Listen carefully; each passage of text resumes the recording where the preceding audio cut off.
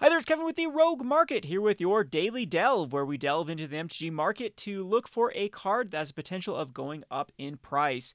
Today, we're going to be talking about a card I've been holding off on, and this is Wandering Archaic. The main reason that I've been holding off on this card because I don't know if it's quite hit its bottom. But when this card does hit its bottom, I think that this is just a duh of a card for multiple reasons. The first being this is a slightly difficult card to reprint in sets and even more difficult to reprint in supplemental products because it does have that flip card aspect. How they've been doing it lately is they've just been printing the generic cards. You can write in what it is on its side, and then you can go grab. It just got that generic back, and then it's Explore the Vastlands, Wandering Archaic. You write it in on its little flip thing, have the converted mana cost, and then when you draw it in your deck, you just go get the regular version out of your sideboard.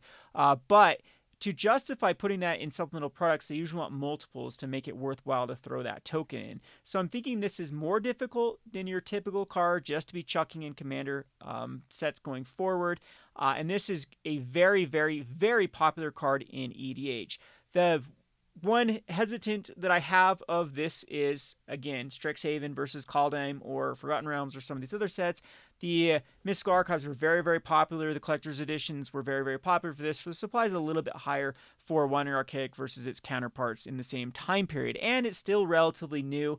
Typically, I like to wait a few months before I buy into cards, but it's getting old enough where I think that it's about time here. So you can see Wandering Archaic has flattened off.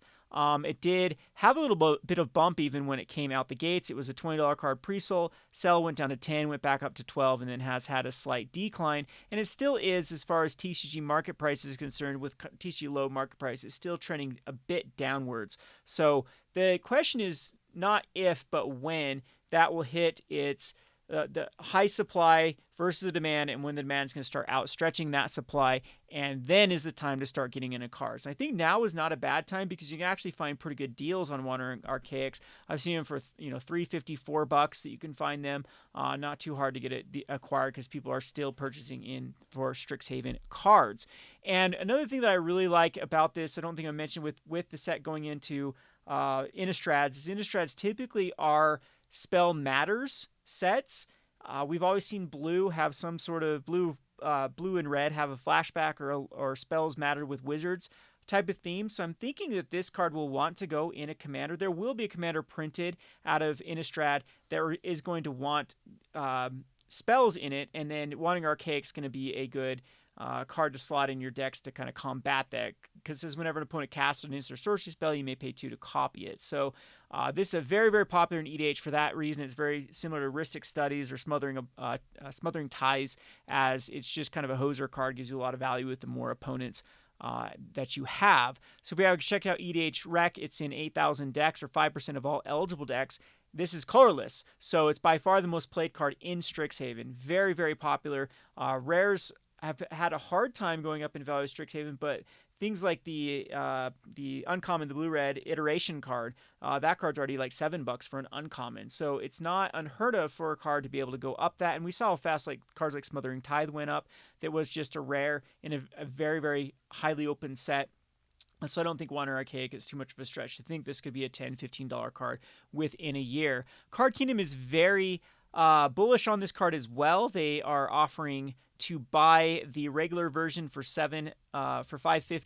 Actually, this is the extended art, but for the regular version, for $420 or $546 credit, and they're trying to buy up to $191. So you can see their sales data is really driving this to buy multiple copies in the hundreds of this card, meaning they're having great sales with this card. And the other thing that I really like about this card, if I didn't scroll down here, is I always check the newest commanders to see if they're being put into of course they're going to be put in the set that they're released because everyone's hyped about the new cards. Like, oh, I already have Strixhaven cards, I'll throw them in. So you're going to see, of course, all of the Strixhaven commanders want to use Strixhaven cards. So things like Jadzi, Shadrix, Ulvida, Extus should be running it. I'm not seeing the Extus cards, but it's very good in Extus because of the copy mechanic. But what's neat about this card is Vol Guide to Monsters at 46%. Very good sign. We have Xanthar Guild Kingpin at 25%. So again, new commanders that have been printed after this card. And same with Ragavan at 21.47.